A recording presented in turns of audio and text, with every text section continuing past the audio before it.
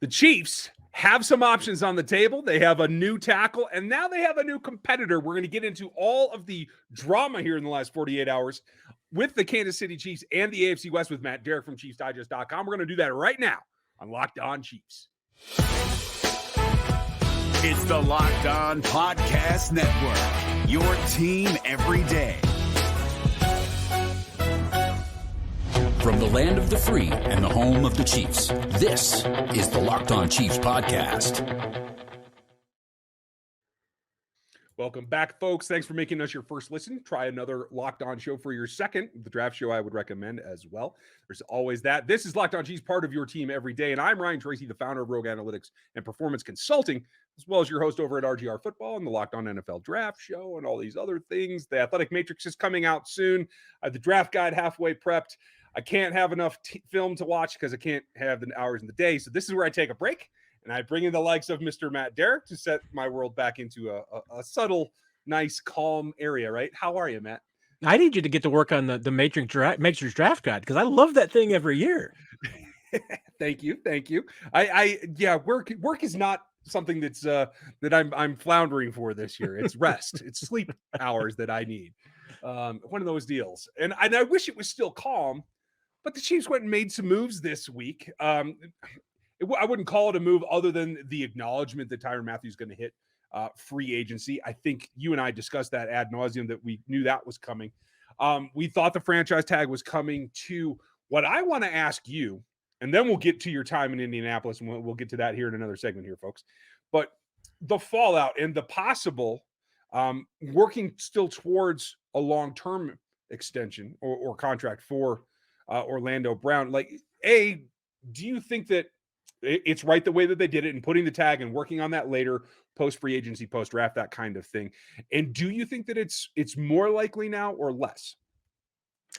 First of all, the franchise tag on Orlando Brown was almost a foregone conclusion from the moment that this trade went down, almost a year ago. You knew what you were getting in Orlando Brown as far as, what the contract situation was. He was in the final year of his rookie deal. And then after that, you're going to have to make a decision. But one of the parameters that the Chiefs absolutely calculated was the idea that maybe he would end up, playing under a franchise tag for a year. And I'm not saying that's the case, but it just goes to indicate just how much I think of a foregone conclusion that it was that the Chiefs would place the franchise tag on Brown and then see what happens. I think 8 players around the league ended up getting the franchise tag. Kind of tells you, just a little bit about how the tag is used these days. And, the situation's not the most common of things anymore. Not every team does it every year, and the Chiefs don't do it every year. But this was certainly a case that, for a player at a position such as left tackle, it's not uncommon. There's some other left tackles that got the tag as well. So nothing is a surprise there. Now, one of the rumblings that had been going around for a while was that Orlando Brown was going to be changing representation. Now we've got the question about the possibility that maybe he's going to represent himself in contract negotiations. Mm-hmm. And the fact that he has, parted ways with his agent and currently doesn't have an agent tells you where negotiations are, which is that there haven't been any. It hasn't been a conversation about trying to get something done. And the Chiefs told us as much, with Brett Veach last week in Indianapolis. He's having conversations with other agents, but not with Orlando Brown. And that's nothing about the relationship between the two. Clearly the Chiefs want Orlando Brown. Orlando Brown wants to be in Kansas City. I think the open question is, whether they get something done and whether the Chiefs want to get something done. One of their calculations all along has been that Orlando Brown could play this year under the franchise tag. That's still a possibility. They would also like to get a long-term deal done with him. That's still a possibility. And they've got until June to do it. So, this is not uncharted territory in any sense. They went down this road with Chris Jones as well. So I would not be surprised if it's after the draft, after free agency, everything's done, that then these two sides get together and see where they are. Well, and I think at 16.62, I think you're feeling pretty good about that. And clearly changing agents at this point, when you're in a contract year, that does tell you that Orlando is aware of the business ramifications of having to get your money in your second contract, especially now that you've earned some accolades for 2 different teams. That tells me that the price is not going to be cheap. It will be more than that 16.6. I think per annum, we're talking somewhere between 18 and 22 is probably where it lands. The question to me becomes, I would expect that they kind of stagger it and structure the contract much like we've seen in recent years with some of the other stars, where there's ability to change it down the line and it's a low initial cost up front. Is that your anticipation as well? Yeah, and that was one of the things that Brett Veach kind of said between the lines a little bit in Indianapolis with us. Because he was folding that a little bit into the salary cap discussion and how the Chiefs need to structure things and where the cap and how they expect the cap to go up in the next 2 years. I mean, we've had a lot of conversations about the new TV deals that are going to be kicking in, but Brett Veach doesn't expect that this means that the cap is just suddenly going to increase. He's envisioning that it's going to be much more gradual, and especially as the league continues to kind of do some catch up with the pandemic and some of the hits on the salary cap that caused. So it's not like the cap is going to go up $30 million one year. It's going to be more gradual than that. Mm-hmm.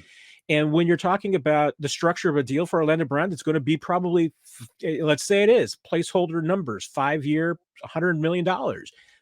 Would be a reasonable deal for Orlando Brown.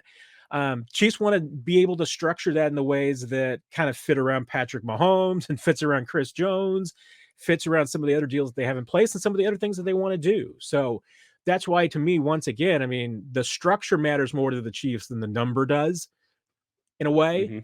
And the timing matters as well. I mean, for the Chiefs, the timing, frankly, after free agency and everything else is done and they kind of know where they are, probably makes more sense for them than getting something done right now. No, that makes sense to me as well. Now, there's another contract that's going to play into that. We're going to get to that here in a second, as well as Matt's on-the-ground information from Indy, where he was there with the team and got to speak with Brett Veach. And then, yes, we will talk about the change of competition here in the AFC West. We know it's on your minds. We will get to that. But first, let me tell you about some of our friends and sponsors. You've heard us talk about these things before. These are Built Bars, and you have to take advantage of them. The new year is rolling, whether your resolution is or not, but these things are here to help you, whether they're a meal replacement or a substitute for something that you normally would take in, maybe isn't quite as healthy for you. All you have to do is try the puffs or try the marshmallow flavors or any of these, like the coconut almond, you have the toffee almond, all kinds of options for you that taste great. They taste like a candy bar. They provide the protein that you need, 130 calories on average, 4 grams of sugar, 4 grams of net carbs, and 17 grams of protein that you need to get through the day. And they're all covered in actual real chocolate. So you get a taste of what you're looking for as well. You can replace meals. You can actually supplement meals. You can do whatever you need to get through the day. And we have a special offer for you. Go to built.com and use our code LOCKED15 to get 15% off of your order. Use the promo code LOCKED15 for 15% off at built.com. So, Matt, the other one that we didn't get to in the first segment because I talked too much is Tyreek Hill. Starting to hear some movement about a contract for him as well. That should be a similar situation, right? Where it's a low first salary. You can get some bonus there, so you can keep that cap number low, kind of stack it towards the back. Maybe it even includes void years or something like that, but much more of a return to normalcy in terms of an even flow and maybe not as incentive laden. Is that the gist you're getting? Yeah, and Tyreek's current contract was very unusual in NFL contract standards for players of his magnitude, because it was signed when his career was a little bit in flux and some things were going on. It was designed basically as a contract that was team favorable in the sense that the Chiefs could get out of it anytime they wanted to. I mean, it was set up with bonus money in a way that was different from a lot of the other contracts that, was when it made it very easy that the Chiefs wanted to walk away from Tyreek Hill that they could. There was never any point where they wanted to, and now they want to keep him beyond just next year. And this is the perfect time to get it done. I mean, if they wait and for a player like Tyreek Hill, if you go wait and let him hit free agency or let him get close to that, and then you're getting the franchise tag involved there, that could be a lot more messy for a player like Hill at this point in his career. I mean, we're talking about two completely different situations than it is with Orlando Brown. So getting that deal, and once again, I mean, it seems like there's a lot of interest on both sides to get it done. It's going to be an expensive deal. It's going to be a big number, but it's another one of those things that the Chiefs would like to have done before they get into Orlando Brown, so they kind of know another number that they've got to kind of stagger this around and everything. So, I mean, expectations all along have been that the Chiefs want to try and get Tyreek Hill done this offseason. Hasn't been something that they've publicly stated as, being one of their goals, but behind the scenes, it's absolutely been something that they want to get done. I think that it's got to get done, and I'm sure they're working their way towards that. They're also going to look at them at the draft. And you were at the combine, got to speak with Brett Veach, not just at the podium, but off on the side as well. As you come away from that experience, how did you feel about where they were in terms of what they're letting out of the bag, what they might be hinting at? They generally give a couple of clues as to where they're going. And then I specifically want to know about the staffs, but Veach in particular, how did he read to you? Yeah, I really got a sense this year that just the kind of attitude and some of his language and how he spoke about, particular players and particular situations, and even without even mentioning some names, I think he's kind of bracing for a little bit more turnover than this roster has seen in the last few years. There's always turnover in the NFL, and there's usually more turnover than you expect. I mean, guys, get it beat out and lose jobs, and things do happen. But the Chiefs have a lot of free agents this year. And it's not just, even, starting players. I mean, there's some role players, there are some special teams players, and there's a understanding that they need to get not only younger, but cheaper, and maybe even, try and get better at the same time at a couple of different spots. So it's going to be tough to manage, but yeah, that was, I think, one of the things that just really stood out to me, that I think if you're, listening closely as a Chiefs fan for, how to be prepared for the next few weeks and months, I think it's to expect more turnover. That there's probably going to be more free agents leaving this team than there have been in years past. There's going to be some new additions to this team. They may not be as active in the first wave of free agency as maybe they've been in the past. But this is a team that's probably going to be very, very active in the draft. They got the capital to do it this time around.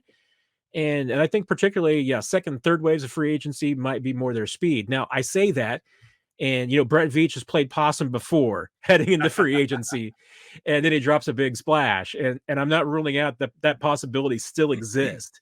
But I don't know if I see a Joe Tooney, like, out of nowhere deal for an offensive lineman. I don't think I see anything like that coming up on the day one of free agency, but we'll see. Day 3, maybe. We'll see. I think that it could surprise us there. Now, the other thing that did stand out to me, and maybe more so than, I don't know, maybe the 2017 or 2018 combine, there were a lot of Chiefs coaches on the field in Indy.